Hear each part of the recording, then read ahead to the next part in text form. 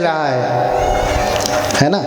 कबीरदास भी इसी बात को कह रहे हैं, रैदास भी इसी के बात को कह रहे हैं। मृग मीन भृंग पतंग कुंचर एक दोख विनाश, पंच दोख जाकह चित्त मह ताक के तकास। देखिए, मृग मीन पतंग कुंचर, मृग किसका कामी है? गंध का। इसलिए बहेड़े का नाद बजता तो कौन दम दम दम दम दम दम दम दम दौड़ता है। हाँ, उसकी कस्तूरी फूटती है तो ढूंढने फिरने लगता है वो। कस्तूरी कुंडल बसे जबकि अमृग ढूंढे बनवाए, उसके भीतर बसती है, लेकिन वो उस सुगंधी के लिए दौड़ता है इधर उधर वन में, चारों तरफ ढूंढता है कि कहीं मिले। तो वो गंध का कामी है। मीन मछली किसकी कामी है? जबान की, स्वाद की। इसलिए तो ऐसे लगाया, चारा डाला, खाने के लिए आई और फंस गई। एक ही दोष है, पांचों में से एक दोष है। क्या? जबान की कामी। पतंग, कीट पतंगे देखते हैं ना, दीपक जला दीजिए, दीपक जला दीजिए, फिर कितने कीट पतंगे मरने लगते हैं? बहुत सारे। रूप का कामी है, ऐसे ही दीपक जला तो तुरंत कीट पतंगे आकर के मरने लगते हैं। ठीक है, ऐसे ही कुंचर, कुंचर किसका कामी है? स्पर्श का, स्पर्श का। हाथी को कैसे पकड़ते हैं? कुंजर यानी हाथी। कैसे पकड़ते हैं? सामने एक नकली हाथी बना के खड़ा कर देते हैं, या असली ही होती है, लेकिन रास्ता ऐसा बनाते हैं कि न इधर जा सके न इधर जा सके, बीच में गड्ढा खोद के उसे ढक देते हैं और सामने से हाथी से ललचवाते हैं और हाथी चिंगार करते हुए भागता जाता है, अरे मेरी हथनी, और जाके गिर जाता है कहाँ? गड्ढे में, और हाथी को पकड़ लिया जाता है। एक ही दोष है, मृग एक ही गंध का कामी है, नासिका का। उसे सिर्फ नासिका ही की गंध परेशान करती है, इसी एक प्रपंच में फंसा है। दूसरा रूप का, स्पर्श का, शब्द का नहीं। किसका? नासिका का। मछली एक का है, जीवा का। पतंग रूप का है, ठीक है, कीट पतंग है। हाँ, कुंजर हाथी। भौरा किसका कामी है? वो भी गंध का कामी। कुंजर किसका कामी है? स्पर्श का, हाथी का। हाथी स्पर्श का कामी है। एक एक ही अवगुण है, लेकिन मनुष्य तो आंख से अच्छे रूप से भी आकर्षित होता है, कान के सुंदर शब्दों से भी आकर्षित होता है, नासिका से गंध से भी आकर्षित होता है ना, स्पर्श से भी आकर्षित होता है और स्वाद से भी आकर्षित होता है। तो मृग मीन भृंग पतंग कुंचर एक दोख विनाश, पंच दोख जाकह चित्त मह ताक की तकास। एक एक अवगुण था तो मर गए। भौरा गंध में फंसा रहा, हाँ? कमल में बैठा है, स्वाद ले रहा है, गंध ले रहा है, अब खुलूंगा, अब निकलूंगा, अब उड़ूंगा। सुबह से शाम हो गई, बैठा है, ले रहा है, ले रहा है, ले रहा है। इधर कमल बंद हो रहा, अभी निकलूंगा, अभी निकलूंगा, अभी निकलूंगा, अभी निकलूंगा, अभी निकलूंगा, बंद हो जाता है। तब तक कोई हाथी आता है और कमल उखाड़ के फेंक देता। हाँ, हंत नलिनी गज उज्जा, उठा के फेंक देती, उखाड़ देती, जाओ। कमल भी गया और कमल के साथ भौरा भी गया, मछली भी फंस गई। ऐसे सब एक एक अवगुण है तो इनका विनाश होता है, लेकिन मनुष्यों में तो ये पांचों अवगुण हैं। बताइए आपकी खैर कब तक? हाँ, बकरे की खैर कब तक? बोलिए भगवान बुद्ध की। हाँ, कब तक खैर मनाएंगे? पांचों में फंसे, एक्के में फंसे तो गए। आदमी पांचों में फंसा है, निकल नहीं पा रहा, पांचों में फंसा है। क्योंकि जो प्रपंच वाले होते हैं उनके भीतर गति होती है, इस बालक में गति नहीं है, शांत है। और लेकर के जाते हैं तेन तभावेन नरुत्तमस न वंदि तब्बे तिभवे पिकोची। तीनों भावों में, तीनों लोकों में वो किसी के द्वारा वंदनीय नहीं है, उनकी वंदना देवता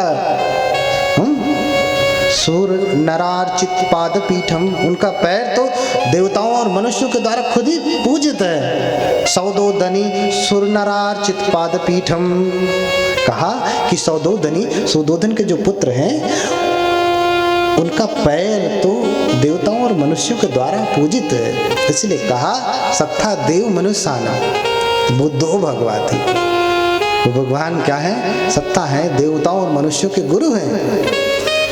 उनका पैर तो देवताओं और मनुष्यों के द्वारा पूजित है। लोग चरण कमलों की वंदना करते हैं। पादान विंदा परिवत्ति यज्ञ मुद्धानि पठिता खलुतापसस, लेकिन लेकर के जाते हैं कि मैं प्रणाम कराऊंगा। राजा तो नहीं जान रहे ना, लेकर के जाते हैं कि मैं प्रणाम करवाऊंगा, लेकिन वो तो किसी के द्वारा पूज जो है वो किसी को प्रणाम करें ऐसा संभव नहीं, उनको लोग प्रणाम करते हैं। और जब ऋषि दूर से ही देखते हैं अद्भुत प्रवृत्ति का बालक है, दूर से ही देख करके उनकी आंखों की रोशनी बढ़ जाती है। अरे ये तो अद्भुत बालक है। आपकी आंखों की रोशनी कब बढ़ती है? आप कुछ दूसरा देखते हैं तो आपकी आंखों की रोशनी बढ़ती है, लेकिन उनके आंखों की रोशनी तो बढ़ गई। बालक को देखा, 32 लक्षणों पेता 80 अनुव्यंजना धरा, 32 महापुरुष लक्षण और 80 अनुव्यंजनों से युक्त बालक है। हाँ देखा, भगवान बुद्ध का कान लंबा है ना, ये 32 महापुरुषों में से एक महापुरुष लक्षण है।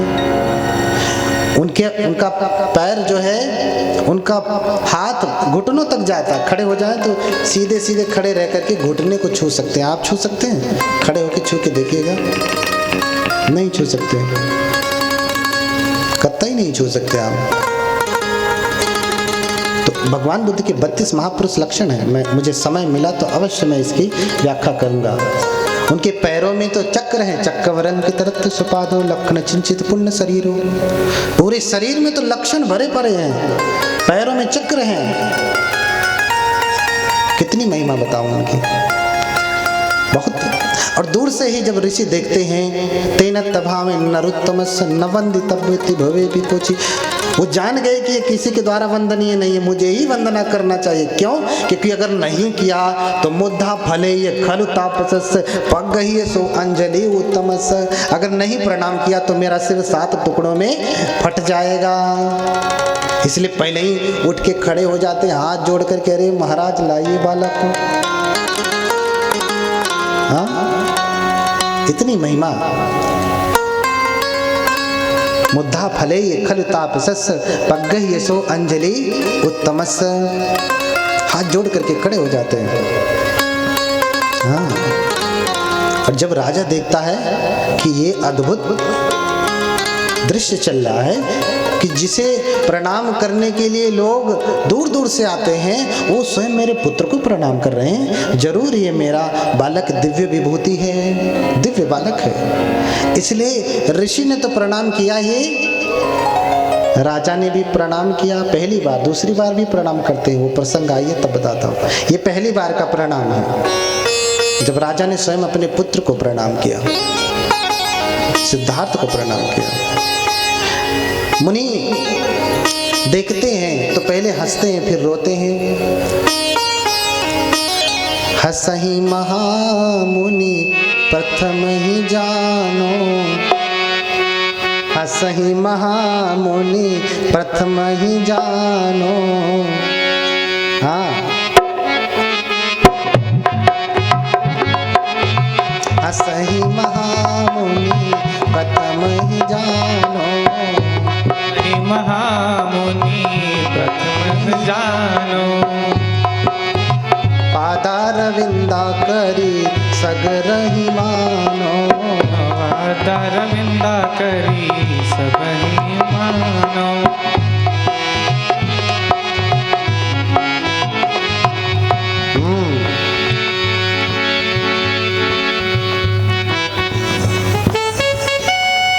मैच नहीं हो पा रहा है। हाँ, तो पहले उनके चरणों की वंदना करते हैं और हंसते हैं और फिर रोते हैं। हंसहि महामुनि प्रथम ही जानो, पहले हंसते हैं फिर रोने लगते हैं। जब हंसते हैं तो राजा भी हंसते हैं, जब रोते हैं तो राजा चुप हो जाते हैं। हाँ, देखिए जब आप हंसते हैं तो सारा संसार आपके साथ हंसता है, लेकिन जब आप रोते हैं तो आपके लिए रोने को कोई नहीं है। समझ रहे हैं ना? इसलिए हंसना सीखिए। हंसने में सब साथ हैं, रोने में कोई साथ नहीं है। बोलिए भगवान बुद्ध की। हंसना सीखिए, हंसना। कोई प्रसंग ना हो तो भी हंसिए, बैठ के हंसते रहिए। कहेंगे वो तो पागल है, आपको देख करके लोग हंसेंगे। हाँ, आप अनायास ही अकेले बैठ के हंसेंगे तो भी लोग देख करके हंसेंगे, अरे हंस रहा है तो पागल है, अरे वो तो पागल है हंस रहा है। तो आप पागल को देख के हंसने वाला तो महा पागल होगा ना। हाँ, पागल को देख के हंसने वाला। बोलिए भगवान बुद्ध की। लेकिन दुनिया ऐसी ही है, पागल को भी देख के लोग हंसते हैं, अज्ञानी को देख के भी हंसते हैं। हंसी तो अज्ञानी के ऊपर ही आती है। जानते हैं अज्ञानी के ऊपर, पागल के ऊपर हंसी क्यों आती है? क्यों हंसी आती है? हाँ? क्योंकि सबके भीतर छुपा हुआ असंस्कारित रूप से एक संस्कार है जो इतना प्रबल है कि उसका शरीर, उसकी मनोवृत्ति ऐसे बना के रखा है, जब हम अपने से निम्न किसी को देखते हैं तो हंसते हैं। समझ रहे हैं ना? ये हमारा संस्कार है। हम अपने से निम्न देखेंगे तो हंसेंगे। अरे ये तो गिर गया, मैं थोड़ी नहीं गिरता हूँ, मैं थोड़ी नहीं गिरता हूँ, ये तो गिर गया। इसलिए मैं जिसका प्रबल होता है वो दूसरे को देख के हंसता। बुद्ध हंसते नहीं है, बुद्ध हंसते नहीं है। बुद्ध स्मित हास्य करते हैं, मुस्कुराते हैं। बुद्ध नहीं हंसते। बुद्ध क्यों हंसे? अज्ञानियों के देख के बुद्ध क्यों हंसे? बुद्ध तो परम ज्ञानी है ना। तो पहले मुनि हंसते हैं फिर रोते हैं। हंसते हुए देख करके राजा भी हंसते हैं, प्रसन्न होते हैं। लेकिन जब मुनि रोने लगते तो राजा रोते नहीं, दुखी हो जाते। हाँ, क्यों रो रहे हैं? अब क्या बात हो गई? अब क्या बात हो गई? फिर पूछ ही लेते, राजन क्या कारण है? महाराज क्या कारण है कि आप पहले हंसते हैं फिर रोते हैं? बोले महाराज ये जो बालक है वो कोई सामान्य बालक नहीं है, दिव्य बालक है। इसके जैसा बालक धरती पे आज तक जन्म नहीं लिया, अभूतपूर्व बालक है। ये बुद्ध बनेगा, धुवं बुद्धो भविष्यति, धुवं बुद्धो भविष्यति, यन्नु नाहम खो महाराज धुवं बुद्धो भविष्यति। अरे महाराज निश्चित रूप से जानिए ये जो बालक है ये बुद्ध बनेगा। तो ये होने वाले बुद्ध को मैं देख पा रहा हूँ, इस बात की मुझे खुशी है, आनंद है, इसलिए मैं हंस रहा हूँ। लेकिन दुख इस बात का है कि जब ये बुद्ध बनेंगे तो मैं जीवित नहीं रहूंगा। मैं उस परम पुरुष का, उस परम भगवान का, उस सुगत का, लोक गुरु का, तथागत का, धर्मराजा का दर्शन नहीं कर पाऊंगा, इसलिए मैं रो रहा हूं। देखिए स्वयं असित ऋषि अभिज्ञाओं से युक्त हैं, पंच अभिज्ञाओं से युक्त हैं, लेकिन फिर भी बुद्धों का दर्शन इतना सुखद होता है कि इतना रिद्धि सिद्धि संपन्न ऋषि भी ये चाहते हैं कि मैं बुद्धों का दर्शन करूं, उनका उपदेश सुनूं। आपके पास कौन सी रिद्धि सिद्धि है? कोई रिद्धि सिद्धि है? बहुत बड़े धनिक भी तो नहीं है। हाँ, बहुत बड़े धनिक भी तो नहीं है। इस गांव में भी तो कोई बहुत बड़ा धनिक नहीं है।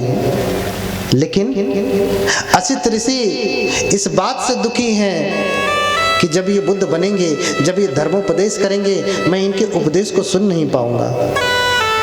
और वो उपदेश आपको सहज ही सुनने को मिल रहा है। जिस उपदेश को सुनने के लिए असित ऋषि रोते हैं, परम अभिज्ञा को प्राप्त व्यक्ति रो रहा है, जिसके पास सर्व सामर्थ्य है, वो व्यक्ति रो रहा है कि मैं बुद्ध का दर्शन नहीं कर पाऊंगा, उनका उपदेश नहीं सुन पाऊंगा।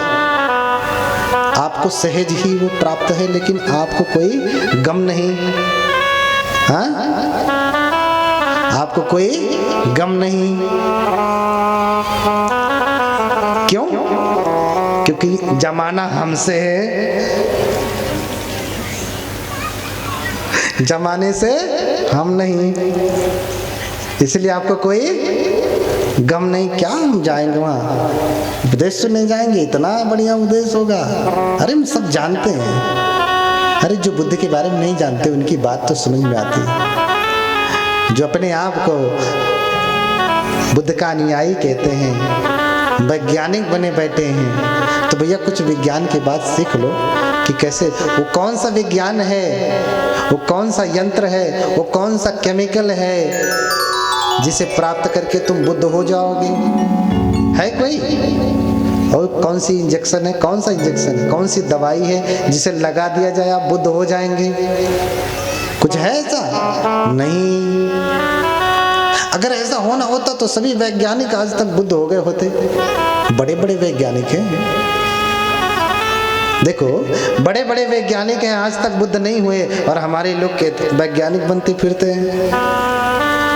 वैज्ञानिक में और बुद्ध में उनको अंतर नहीं दिखता। जिस धर्म को पाने के लिए असित मुनि रो रहे हैं वो सहज ही आपको उपलब्ध है, आप उसका महत्व नहीं समझ रहे हैं। सरकार ने फ्री में आयरन की गोलियां बांटी तो लोग कहते हैं खाते हैं तो उल्टी आती है।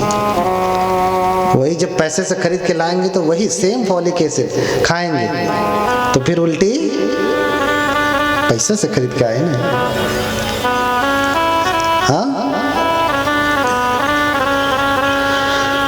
तो संसार में धर्म को चाहने वाले बड़े कम हैं, धम्मानुरागी बहुत कम हैं। एकस्य कर्म सवीक्ष करो अत्यंत मनो अधुना, गतानुगति को लोको नावे लोक परमार्थिक। देखो संसार में बुरा कर्म करने के लिए भेड़िया भसान मचा हुआ है, धक्का मुक्की मची हुई है। शराब की दुकान पे चले जाओ शाम के समय में, हाँ शराब की दुकान पे शाम को चले जाइए, धक्का मुक्की, भैया पहले हमने पैसा दिया है, हम कब से लाइन में खड़े हैं, आप उनको दे रहे हैं। पैसा भी दे रहे हैं और क्या खरीद रहे हैं? जहर। पैसा दे करके अपने विनाश का कारण खरीद रहे हैं। यहाँ बिना पैसे दिए हुए आपकी सदगति का, उन्नति का कारण मिल रहा है, धर्म मिल रहा है, तो भी सुनने वाले नहीं हैं। गतानुगति को लोको नावे लोक परमार्थिक। हाँ, इस संसार में ऐसे ही मूर्ख अधिक हैं, विद्वानों की संख्या कम है, विद्वानों की संख्या कम है। असित ऋषि चले जाते हैं, राजा को भी चिंता सताने लगती कि असित ऋषि ने कहा है कि ये बुद्ध होंगे, तो असित ऋषि की वाणी आज तक कभी झूठी नहीं हुई। लेकिन क्या करें, मोहवश व्यक्ति झूठा करने में लग जाता है, मोहवश व्यक्ति झूठा करने में लग जाता है। आप अच्छी तरीके से जानते हैं कि जो जीवन जी रहे हैं उसमें कोई सुख नहीं, दान देने में पुण्य है, लेकिन फिर भी इतना मोह जकड़ा हुआ है कि 10 रुपए भी श्रद्धा से नहीं निकलता। सब जानते हैं कि दान देने में पुण्य है, भोग करने में पुण्य नहीं, लेकिन आप 1000 रुपए भोग में लगा लेंगे, दान देने में 10 रुपए भी नहीं निकलेंगे। सब जानते हैं। जानामि धर्मम न च मे प्रवृत्ति, जानामि अधर्मम न च मे निवृत्ति। धर्म जानता हूं लेकिन मुझसे होता ही नहीं। मैं सब जानता हूं लेकिन होता ही नहीं।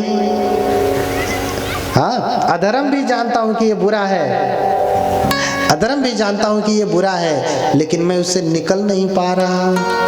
तो गतानुगति को लोको नावे लोक परमार्थिक। बोली भगवान बुद्ध की। हाँ, समय बहुत हो गया है हमारे उपासक जी।